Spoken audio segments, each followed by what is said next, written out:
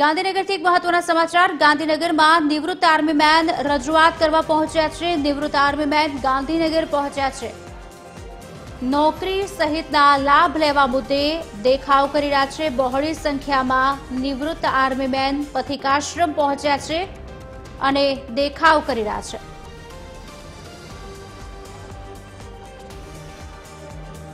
ગાંધીનગરમાં નિવૃત્ત army main રજૂઆત કરવા માટે પહોંચ્યા છે। આપને જણાવી દઈએ સમાચાર, જેમાં નોકરી સહિતના જે લાભ છે તે મુદ્દે તેઓ દેખાવો કરી રહ્યા છે। બહોળી સંખ્યામાં નિવૃત્ત આર્મી મેન ત્યાં પહોંચ્યા છે અને રજૂઆત કરવા માટે પહોંચ્યા છે।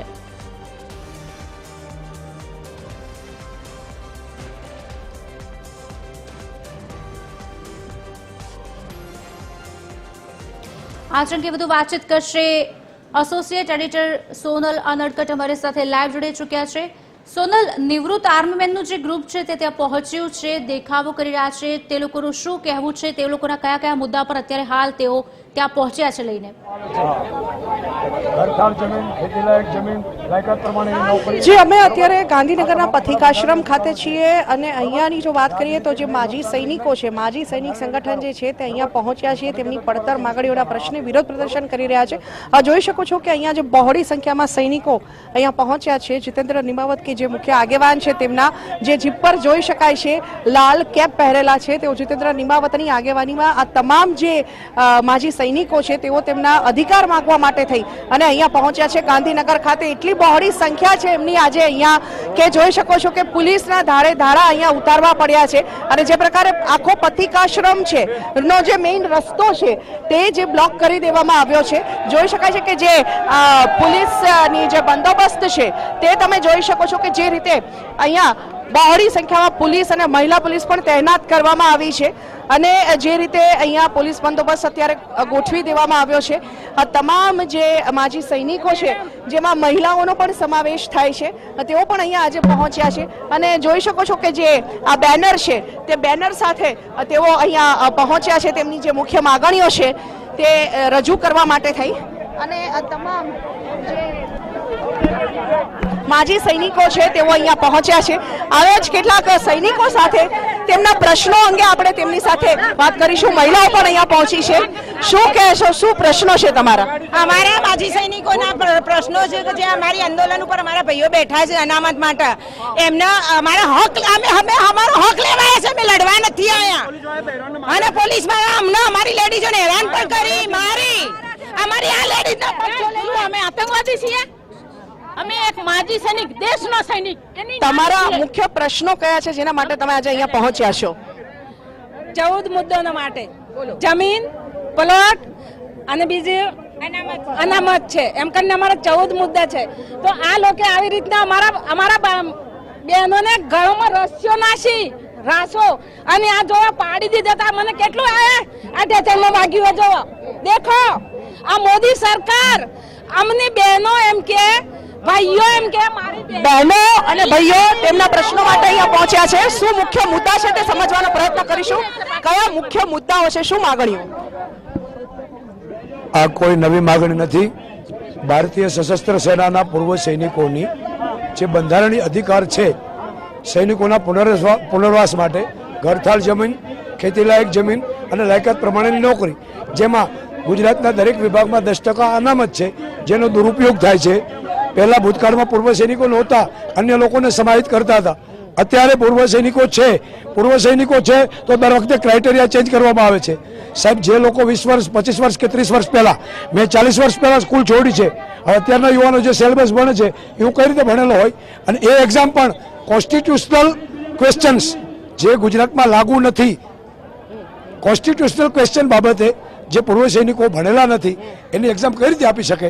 અને કેટલા આવા સૈનિકો છે, પૂર્વ સૈનિકો કે જે નોકરીથી વંચિત છે, તેમના અધિકારથી વંચિત છે? 48,000 પૂર્વ સૈનિકો રાજ્યમાં છે, એમાંથી જૂજ સૈનિકોને એમના અધિકારો મળ્યા છે, એ પણ કોઈની કુનેથી, બરોબર?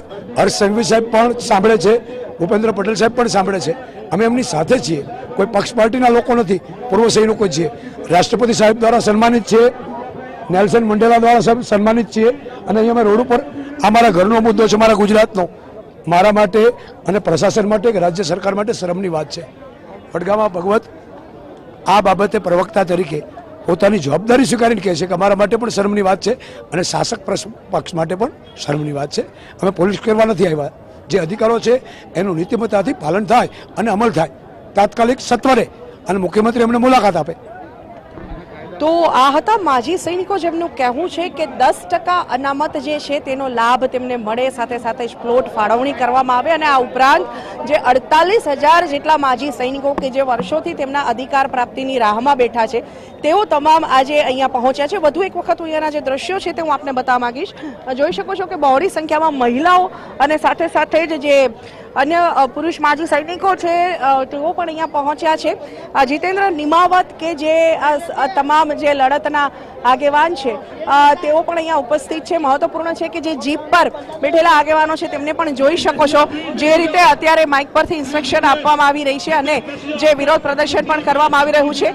તમામ લોકો શાંતિપૂર્વક રીતે અહીંયા તેમનો જે માગણીઓ છે તે રજૂ કરી રહ્યા છે.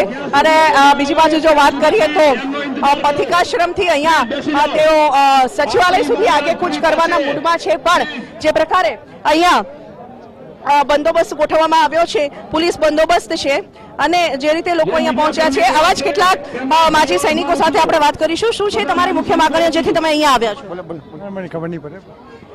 મોટાભાગના જે સૈનિકો છે તેઓ અહીંયા પહોંચ્યા છે અને તે લોકો અહીંયા જે જીપ પર છે તેમની સાથે આપણે વાત કરવાનો પ્રયત્ન કરીશું. શું છે મુખ્ય માગણીઓ? આજે કયા પ્રકારનો કાર્યક્રમ?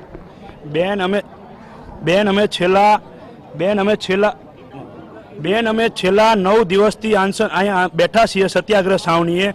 તેમ છતાં કોઈ સરકારનો પ્રતિનિધિ અમને મળવા નથી આવ્યો. અમે વિધાનસભાની કે સચિવાલયની કોઈ ઓફિસ નહીં હોય જે અમે નહીં છોડી હોય. અમને કીધું કે ત્યાં જાઓ, ત્યાં અમને ખો આપે છે કોઈ અધિકારી અને અફસર અને નેતાઓ.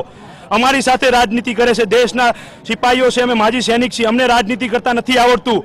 તો હું તેમને કહેવા માંગુ છું કે આજે અમારું ઓપરેશન અનામત જે ચાલી રહ્યું છે તે અમને આજે સરકારને વિનંતી કરું છું અને રિક્વેસ્ટ કરું છું કે અમને લિખિતમાં આજે પરિપત્ર જોઈએ મુખ્યમંત્રી સાહેબ શ્રીનો. હર્ષ સંઘવી સાહેબ શ્રીએ પણ અમને બોલાવ્યા હતા, પણ હજી કાંઈ નિરાકરણ નથી આવ્યું. અત્યારે અમારા 5 પ્રતિનિધિ હર્ષ સંઘવી સાહેબ જોડે મળવા ગયા છે. હર્ષ સંઘવી સાહેબ તેમને મુખ્યમંત્રીને મળાવશે, એટલે અમે તેમની અત્યારે રાહ જોઈ રહ્યા છીએ. જય હિન્દ. તો આ હતા માજી સૈનિકોના આગેવાનો કે જેમનું કહેવું છે કે છેલ્લા 10 દિવસથી તેઓ અહીંયા બેઠેલા છે પથિકાશ્રમ ખાતે. તેમની માગણીઓ સંદર્ભે તેમનું પ્રદર્શન શાંતિપૂર્ણ રીતે ચાલી રહ્યું છે છેલ્લા 9 કે 10 દિવસથી, અને તેમ છતાં તેમનો જે પ્રશ્ન છે તે હજુ સુધી ઉકેલાયો નથી. જોકે આજે તેમના તરફથી 5 પ્રતિનિધિઓ શાંતિપૂર્ણ રીતે સરકાર સાથે બેઠક કરવા માટે પહોંચ્યા છે. ગૃહ રાજ્યમંત્રી હર્ષ સંઘવીને સૌપ્રથમ તેઓ મળશે, ત્યારબાદ તેમના કહેવા પ્રમાણે મુખ્યમંત્રી સાથે પણ તેમની બેઠક આયોજિત થઈ શકે છે, અને ત્યારબાદ શું નિરાકરણ આવે છે તે જોવાનું રહે છે. પણ મહત્વપૂર્ણ છે કે જે સૈનિકો છે 48,000 જેટલા જે માજી સૈનિકો છે તેઓ અહીંયા પહોંચ્યા છે અને તેમના જે પ્રશ્નો છે છેલ્લા 10 દિવસથી તેઓ અહીંયા માગણી કરી રહ્યા છે, અને તેના માટેથી તેઓ આજે અહીંયા શાંતિપૂર્ણ રીતે જે બેઠક છે સરકાર સાથે કરવાનો પ્રયાસ કરી રહ્યા છે, જે અંતર્ગત ગૃહ રાજ્યમંત્રી અને મુખ્યમંત્રી પણ તેમને આજે મળશે. પણ જોવાનું એ રહે છે કે બેઠક બાદ શું નિર્ણય સરકાર લે છે તેના તરફ હવે સૌની નજર મંડાયેલી છે. જી સોનલ, આભાર સમગ્ર વાતચીત કરવા બદલ. તો આપે સાંભળ્યું જે રીતે અમારા સંવાદદાતા એસોસિએટ એડિટર સોનલ અનડકટ ગાંધીનગર પહોંચ્યા હતા અને માજી સૈનિકોનું જે ગ્રુપ છે તેઓ રજૂઆત કરવા માટે પહોંચ્યા છે અને તેમને સાંભળ્યા હતા.